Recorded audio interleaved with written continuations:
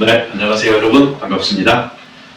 제가 맨날 설교만 하다가 이렇게 성경 공부하듯이 만나게 돼서 반갑습니다. 뭔가 이렇게 새로운 포맷을 시작하게 된 이유가 사순절을 맞이하고 우리가 고난주간을 시작하기 이전에 제가 뭔가 여러분들에게 전달해 줘야 될 정보도 많고 한데 이 제한된 시간 때문에 그래야지 못하고 있는 것이 안타까워서 한번 이런 시도를 해보게 됐습니다. 새로운 포맷이니까 저도 여러분도 다 익숙해져야 될 필요가 있는데 아무쪼록 유익한 그런 시간이 되어지기를 바랍니다. 우리가 사순절이라고 교회에서 많이 이야기를 합니다. 그런데 사순절이 무엇이냐 하는 것을 뭐 어디에서 설명하고 하는 것들은 많이 있으니까 제가 이 사순절에 가장 중요한 것이 무엇인가 하는 것을 말씀드리겠습니다. 사순절은 처음부터 끝까지 결국 예수님에 관한 것이고 또 나에 관한 것입니다.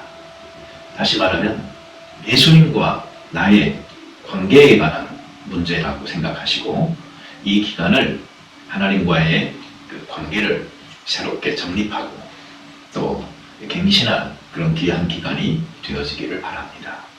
뭐 행사니 뭐니 많은 것들이 있을 수가 있어요. 그러나 거기에 마음 빼앗기지 말고 바로 예수님과 나의 관계라는 그 중요한 부분을 결코 놓치지 말고 심각하게 진중하게 좀 접근하여서 귀한 시간이 되어졌으면 좋겠습니다. 사순절은 예수님에 관한 그리고 우리 개개인에 관한 그 관계에 집중해야 되는 날인 것입니다. 예수님에 관해서는 그분이 십자가에서 달려 죽으셨다라는 것, 그리고 무덤에서 다시 사셨다, 부활하셨다는 것, 이것이 가장 핵심이 되겠습니다. 그리고 이것이 바로 복음의 핵심이기도 합니다. 우리가 믿는 것의 요약이라고도 볼 수 있습니다. 사실 이것이 빠져버린다면 기독교가 그저 조직이나 어떤 의식, 외면적인 형태만 남는 것이지 그 생명은 잃어버린 것이 될 것입니다.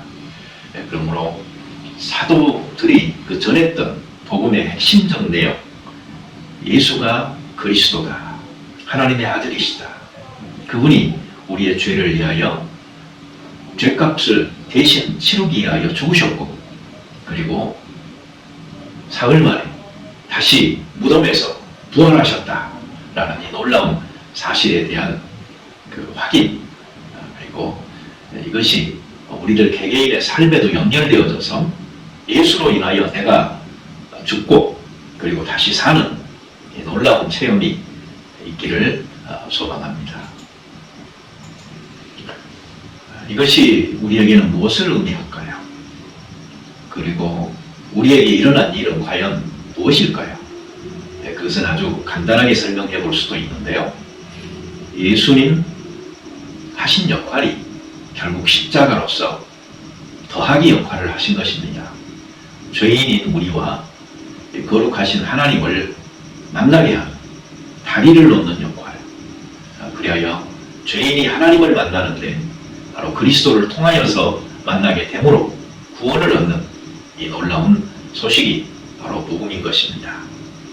그리고 오직 하나님과 사람을 중재하실 분은 예수님밖에 없는 것이고 바로 그분이 나 대신하여 십자가에 죽으셨고 다시 사셨으니 우리 역시 각자가 십자가에서 죽고 다시 살아난 것이죠.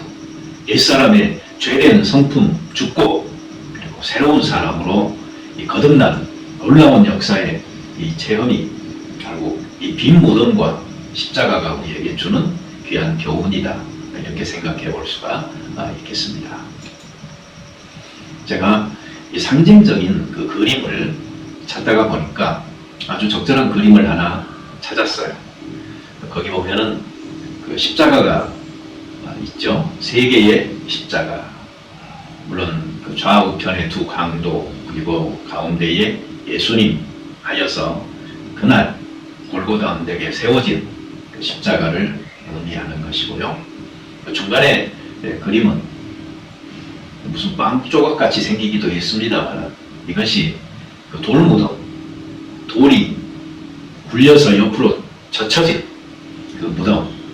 그래서 이 무덤의 문을 여시고 다시 살아나셔서 죽음에서 생명으로 부활하신 예수 그리스도를 상징하는 그림이고요.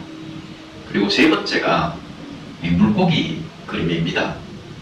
물고기 그림이라는 것은 이 기독교에 있어서 예수 믿는 자라는 그리스도인을 상징하는 그 놀라운 표식이죠. 특별히 그 초대교회 핍박의 시절에 어떤 그리스도인들이 자기들끼리 통하는 그런 암호로서 사용하기도 했던 아주 유서 깊은 상징입니다. 근데 어떤 분들은 왜 물고기냐 이렇게 말씀하시는 분들도 있을 것 같습니다. 물고기는 원래 이 그리스어로서 익투스라고 그러는데 이 익투스를 알파벳을 하나씩 따서 만들 수 있는 글이 있습니다. 그게 무엇인고 하니 예수 그리스도는 하나님의 아들 구원자다 이런 말이 가능하기 때문에 이것이 아주 간단한 신앙의 고백을 하는 이 그리스도인들끼리 서로 통하는 그런 표식이 되어졌던 것입니다. 그러니 이 물고기의 상징을 달고 다니는 어떤 차, 또 어떤 건물을 보시면 한 번이라도 더 하나님을 향하여 그 축복의 기도를 드려주고 하는 일이 있었으면 좋겠습니다. 이 토요일 날에 다시 말하면 종료주일 바로 전날이죠. 이날에 무슨 일이 있었을까요? 우리가 성경을 통하여서 찾아보는 것은 예수님께서 어떤 한 여인에게 머리끝부터 발끝까지 기름 부으심을 받는 그런 놀라운 일이 있습니다. 이것이 뭐 냄새 좋으라고 향유를 뿌린 것이 아니고 예수님의 장사를 예비하기 위한 그런 행동이었습니다. 6월절 엿새 전 예루살렘 입성하시기 바로 전날에 오늘날의 요일로 토요일에 되어진 일입니다. 여기 한 여인은 나사로의 누이라고 일컬어지는 그 마리아입니다. 이 마리아가 향유 같은 옥합을 곁들여서 매우 귀중한 향유인데요. 요한복음에서는 이걸 순전한 나드 한 건이다 라고 아주 구체적으로 설명을 했어요. 그래서 예수님께 붓고 그 머리카락으로 예수님의 발을 닦는 이 모습이 성경에 나옵니다. 이 이야기는 복음서 전체 모든 책에 다 기록되어진 내용입니다. 물론 그 디테일한 면에 있어서 약간씩의 차이는 있습니다. 그렇지만 동일한 기사를 이야기하고 있다 생각되어지고요. 단지 누가복음에 있는 기사만큼은 따로 떼어서 생각하는 사람도 많이 있습니다. 그래서 어떤 사람은 이 사건이 한 번 일어난 게 아니고 2번 일어난 것이다 이렇게 설명하는 사람들도 있다는 것도 아시면 좋겠습니다.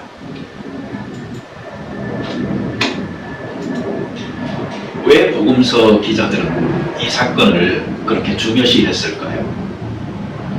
사실 처음부터 그들이 이 사건을 잘 이해했다거나 그런 것은 결코 아닙니다. 성경 아시죠? 솔직합니다. 그래서 처음에는 그 여인이 이렇게 예수님의 장사를 예비하는 놀라운 일을 하고 있음에도 불구하고 거기에 있었던 제자들이 안 좋아했어요. 성경에 보면 가룟 유다가 야, 너 그 아까운 것을 왜 허비하느냐고, 그걸 팔아서 가난한 사람들에게 주면은 얼마나 많은 사람들에게 도움이 되겠느냐라고 이야기하죠. 그렇지만 어찌 보면 이것은 가룟 유다가 그냥 혼자 총대낸 것이죠. 그 성경의 표현에 보면 그 제자들이 다 그런 것 같아요. 그래서 그것을 안 좋게 여겼다 하는 것을 볼 수가 있는데, 이렇게 보면은요, 정말 예수님이 생각하고 있는 것, 그것을 온전히 이해하는 사람은 마리아다라고 생각할 수 있는데, 이 불행하게도 정말 마리아 혼자였던 것 같은 그런 생각을 지울 수가 없는 것입니다. 마태복음은 지속적으로 기록에 있어서 어떤 하나의 특징이 있어요. 이 시간과 장소를 별로 중요시 여기지 않고요. 자기가 이리저리 편집하여서 이야기들을 갖다 놓은 그런 경우들이 많이 있어요. 네, 그런데 바로 이 이야기도 마찬가지예요. 마태복음에 보면은 이 26장에 가서야 이 이야기가 나오고 있습니다. 이것은 그 마가복음을 쓴 마가도 마찬가지였는데, 이유가 있다면은 유다가 예수님을 반역하죠. 그런데 바로 그 사건과 연관을 짓기 위해서 그렇게 한 것이다 라고 생각되어집니다. 다시 말하면 마리아가 예수님에게 이렇게 기름을 부어서 장례를 준비하는 일을 하고 나니까 마음이 상해서 가룟 유다가 그 결심을 굳히고, 그리고 예수님을 팔기 위해서 나가는 그러한 장면으로 연결시키고 있다는 거 기억하시면 좋겠습니다. 이건 아주 비싼 것이었습니다. 성경에서는 이것을 물론 가룟 유다의 표현입니다만 300데나리온이다 이렇게 말을 하죠. 그걸 팔아서 300데나리온이면은, 근데 이 300이라는 것은 서민 노동자가 1년 동안 일하여서 버는 그 임금의 총액입니다. 그러니까 연봉이라고 이야기할 수가 있겠습니다. 이 금액을 너 어떻게 지금 이 순간에 다 허비하느냐, 이런 말인 것이죠. 맞습니다. 분명하게 많은 금액입니다. 아까도 말씀드렸지만 다른 제자들도 불만을 가질 만한 것이죠. 제자들이 보고 분하여 이렇게 표현하고 있으니 말입니다. 그런데 예수님께서 이 상황을 정리하십니다. 한마디로 말하면 이 여인이 옳다라는 말이죠. 지금 이 여인이 한 일은 내 장사를 위한 것이다. 나의 죽음이라는 것은 오직 한 번, 그리고 반복될 수 없는 사건이다. 가난한 자들은 언제든지 너희와 항상 함께 있으니 그들을 도울 수 있는 기회는 많을 것이다. 이렇게 말씀하시죠. 결국 사람에 대한 그 사랑과 헌신을 구실로 마땅히 주님께 드려야 할 것들을 드리지 않는 그런 일이 없도록 하는 것도 참 중요할 것 같습니다. 우리가 사실 그 예수님에 대한 중요성 가지고 살 때에 이것이 가능합니다. 오직 예수, 정말 예수님의 영광을 위하여 그분의 뜻을 따라 살고자 하는 이런 마음들이 있을 때에 가능한 것이고, 그리고 정말 내가 이 옥합처럼 깨뜨려지고 향수처럼 쏟아져야 될 그 때가 언제인지, 나의 희생이 필요한 때를 알아서 할 수 있는 그런 지혜로움이 있을 때에 가능한 일이다 라고 생각됩니다. 그렇게 보면은 이 남자분들보다는 여자분들의 참 신앙이라는 것이 성경에 보면 귀하게 나타나는 경우가 많이 있습니다. 정말 예수님의 마음, 예수님의 그 시간, 이것들을 잘 알고 따라간 사람이 마리아다, 이렇게 생각해 볼 수가 있겠습니다.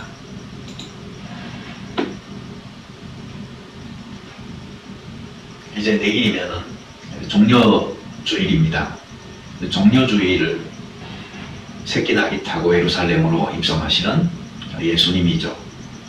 또 내일은 내일의 비디오 클립에서 만나도록 하고요. 오늘은 이 종려주일과 고난주간을 준비하는 시작으로서 바로 하루 전에 있었던 마리아가 예수님께 향유 옥합을 깨서 기름으로 머리, 발 바르고 발을 씻긴 그 사건에 대해서 우리가 생각해 봤습니다. 귀한 고난주간 그리고 순환일과 부활절을 통하여서 무엇보다도 중요한 예수님과 우리의 관계, 이것을 믿음의 끈으로 잘 연결하여 확신을 갖는 귀한 기간이 되기를 소망합니다. 네, 감사합니다.